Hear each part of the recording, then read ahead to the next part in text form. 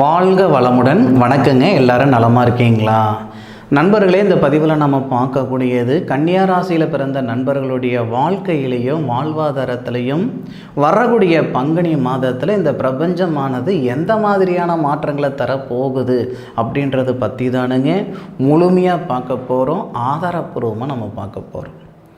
பங்குனி மாதம் 1ஆம் தேதி, சோபகிருது வருடத்துடைய கடைசி மாதமான பங்குனி மாதம் 1ஆம் தேதி குருவாரம் சொல்லக்கூடிய வியாழக்கிழமை, குரு பகவானுடைய நாள்.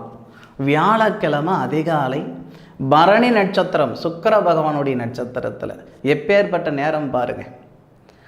தேவகுருன்னு சொல்லக்கூடிய குரு பகவானுடைய நாளில் அசுர குருன்னு சொல்லக்கூடிய சுக்கிர பகவானுடைய நட்சத்திரம்.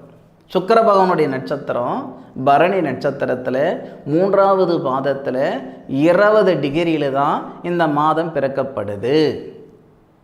பிறக்கப்படக்கூடிய பங்குனி மாதம் கன்னியா ராசி நண்பர்களுக்கு சாதகமாக இருக்குமா அல்லது பாதகமாக இருக்குமா? கன்னி ராசிக்கு 12 கூடிய கிரகம்தான் சூரிய பகவான். 12வது பாத்தியத்துக்கு அதிபதி, 12வது பாவகத்துக்கு அதிபதி தான் சூரிய பகவான். அப்போ சூரிய பகவானுடைய பார்வை வாங்கக்கூடிய ஒரே மாதம் இந்த பங்குனி மாதம் மட்டும்தானுங்க. இந்த சூரிய பகவான் சித்திர மாதம், வைகாசி மாதம் ஒவ்வொரு மாதத்துலேயும் ஒவ்வொரு ராசியில் சஞ்சாரிக்கிறாருங்க இந்த சூரிய பகவான். அப்போது பங்குனி மாதம் 1ஆம் தேதியிலிருந்து பங்குனி மாதம் 31ஆம் தேதி வரை உங்களுடைய ராசிக்கு 7வது பாவகத்தில் இருந்து உங்களுடைய ராசியை பார்க்கக்கூடிய அற்புதமான தருணம், அருமையான தருணம். பொதுவாகவே சூரிய பகவானுடைய பார்வை வாங்கிறது சிறப்பு. அப்போது கன்னிராசியாதிபதி புதன் சூரிய பகவானோட சேர்ந்து நம்ம ராசியை பார்க்குறார். அது நல்லது. கன்னியா ராசியாதிபதி புதன் சூரிய பகவானோட சேரும்போது புதன் ஆதித்ய யோகம் அப்படின்னு ஒரு அருமையான யோகம் இருக்குது. அதுபோக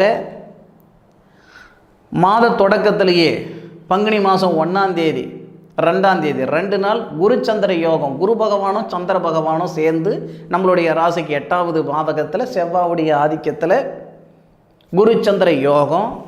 ஆனால் இது ரெண்டுமே பயன் கிடையாது, ரெண்டுமே பலன் கிடையாது. 7 கூடிய கிரகம் குரு, 11 கூடிய கிரகம் சந்திரன். கல்யாண ஸ்தானாதிபதியும் லாபஸ்தானாதிபதியும் 8வது பாவகத்தில் மறையுது. அது நமக்கு குருச்சந்திர யோகமாகவே இருந்தாலும் பயன் இல்லை. புதன் சூரியனுடன் சேர்றாரு, உங்கள் ராசியாதிபதி யோகம். ஆனாலும் அந்த இடத்துல புதன் நீட்சம் அடைகிறாரு. நம்மளுடைய ராசியாதிபதி உச்சமாக இருக்கும்போது நல்லது பண்ணுவார், ஆட்சியில் வரும்போது நல்லது பண்ணுவார். பகையாக இருந்தால் கூட பகுதி நல்லது பண்ணுவார், பகுதி நல்லது பண்ண மாட்டார். ஆனால் நீட்சம் அடைகிறாரு பாருங்க. நீட்சம் அடைகிறது அந்த அளவுக்கு சிறப்பு கிடையாது. கேதுவுடன் சேர்றாரு. 2வது வக்ரம் அடைகிறார். உங்கள் ராசியாதிபதி வக்ரம் அடைவார் 19ஆம் தேதியிலிருந்து, பங்குனி மாதம் 19ஆம் தேதியிலிருந்து பங்குனி மாதம் 27ஆம் தேதி வரைக்கும். இது முன் வக்ரம். எப்படி? மீனராசியிலிருந்து மேசராசிக்கு டச் பண்ணிட்டு வருவார். 360 டிகிரியிலிருந்து 0 டிகிரிக்கு போயிட்டு வருவார். அப்போது வக்ரம் அடைகிறாரு, அஸ்தம் அடைகிறாரு. இது எல்லாமே நமக்கு சாதகம் கிடையாது, பாதகம். அப்போ நல்லது நடக்குமா அல்லது கெட்டது நடக்குமானா, நல்லது நடக்கலனாலும் பரவாயில்ல, கெட்டது நடக்காமல் இருக்கணும். ஏற்கனவே நொந்து நூலாகி சின்னப்பட்டு சிரமப்பட்டு சித்திரவதப்பட்டு இருக்கக்கூடிய கன்னியா ராசி நண்பர்கள் எல்லாருக்கும் அப்படி சொல்ல முடியாது. ஒரு சில நண்பர்கள் சுகவாசியாக தான் இருக்காங்க. மேலும் சிரமப்படாமல் இருக்கிறதுக்கு, ஏன்னா இந்த கிரக நிலைகள் நமக்கு சாதகமாக இல்லை, மேலும் கிரகத்தன்மை நமக்கு பாதகமாக இருக்கிறதுனால ஒரு சில வழிமுறைகள் சொல்கிறேனுங்க. கன்னிராசி நண்பர்கள் முடிஞ்ச அளவுக்கு இந்த தருணத்தில் உங்களுடைய வீட்டுக்கு பக்கத்திலேயே வராகி அம்மன் இருந்தால் அந்த வராகி அம்மன் கோவிலுக்கு போயிட்டு வர்றது சிறப்பு. பைரவர் கோவிலுக்கு போயிட்டு வர்றது சிறப்பு.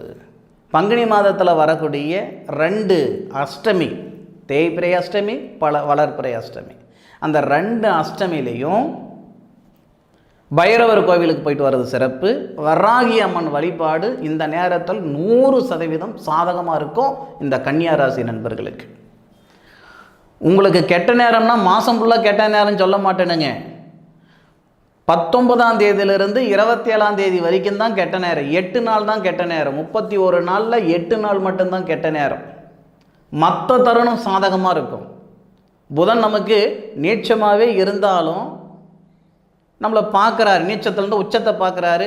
ஏன்னா ஆட்சி மட்டும் கிடையாது, புதன் கன்னி ராசியில் உச்சமடைகிறார், அதை பார்த்துக்கிடணும். அதுபோக சூரியனுடைய பார்வைப்படுது, அவங்களுடைய பலன் ஓரளவுக்காவது கொடுத்துரும். ஓரளவுக்கு உழைப்புக்கு தகுந்த உயர்வு கொடுக்கும். ஓஹோன்னு இல்லைனாலும் ஓரளவுக்கு இந்த கன்னியாராசி நண்பர்கள் இந்த பங்குனி மாதத்தில் நிறைவாக தான் இருப்பீங்க. 19ஆம் தேதி வரை 19ஆம் தேதி வரைக்கும் உங்களுக்கு எந்த விதமான பாதிப்பும் கிடையாது.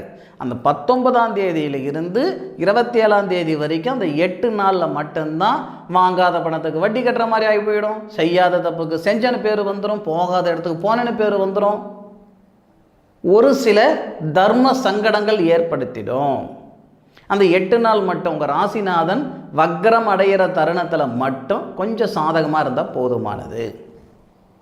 அதுபோக ஏதாவது விரைய செலவுகள் செய்யலாமா சார் இந்த தருணத்தில் அப்படின்னா, இந்த 2 கூடிய கிரகம் இருக்கும் பாருங்கள், தனத்துக்கு அதிபதி சுக்கிரன். 3 கூடிய கிரகம் இருக்கும் பாருங்கள், தக்ரியத்துக்கு அதிபதி செவ்வாய்.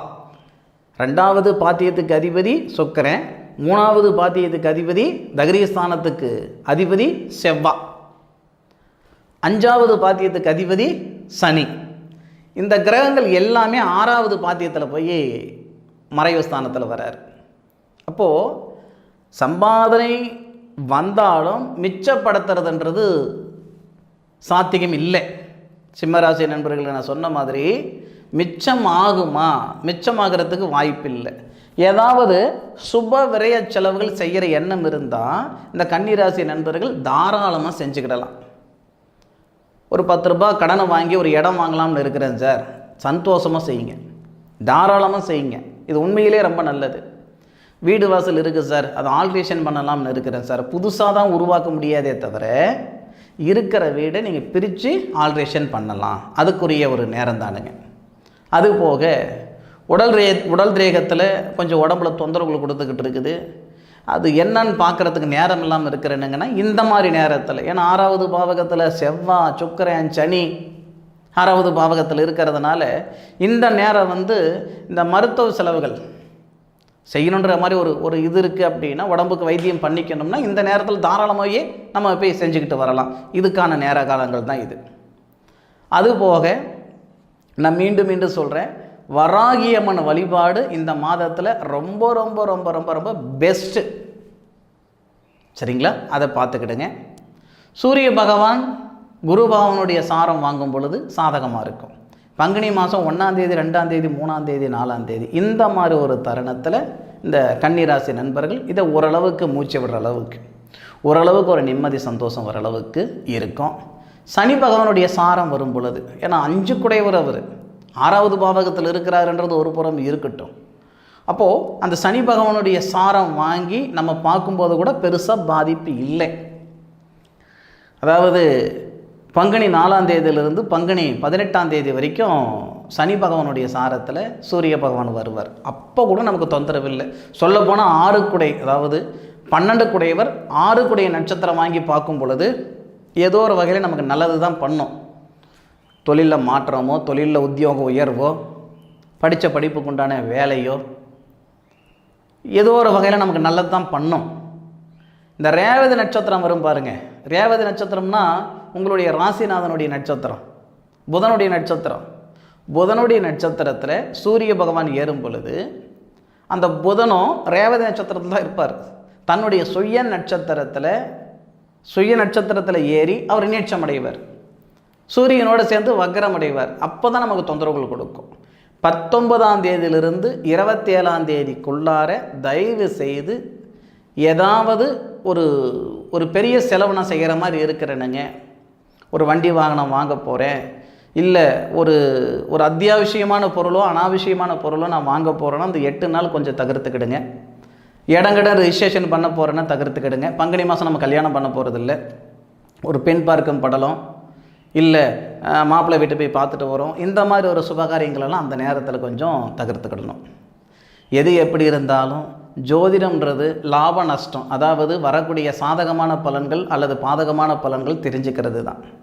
கன்னிராசி நண்பர்களுக்கு எல்லாரும் ஆஹா ஓஹோன்னு சொன்னாலும் உண்மையிலேயே நெசம் இதுதான்.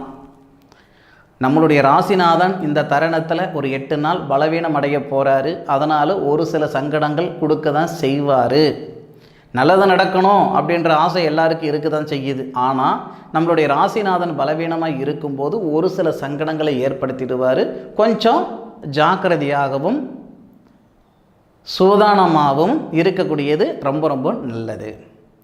உங்களுடைய சுய ஜாதகத்தில் இருக்கக்கூடிய கிரக நிலைகளுக்கு தகுந்த மாதிரி மாற்றங்கள் வரலாம். ஆனாலும் இந்த தருணத்தை கொஞ்சம் சூதானமாக கையாளுங்க. என்னுடைய காணொலியை முழுமையாக பார்த்ததுக்கு மனசில் இருந்து மனமார்ந்த நன்றிகளை சொல்லிக்கிட்டு மீண்டும் அடுத்த ஒரு அற்புதமான தருணத்தில் உங்கள் அனைவரையும் சந்திக்கும் வரை உங்களிடமிருந்து விடைபெறுவது உங்கள் வீட்டு ஜோதிட நண்பனான மா காளிதாஸ் மணிகண்டன். திருச்சிற்றம்பலம். வாழ்க வையகம், வாழ்க வளமுடன்.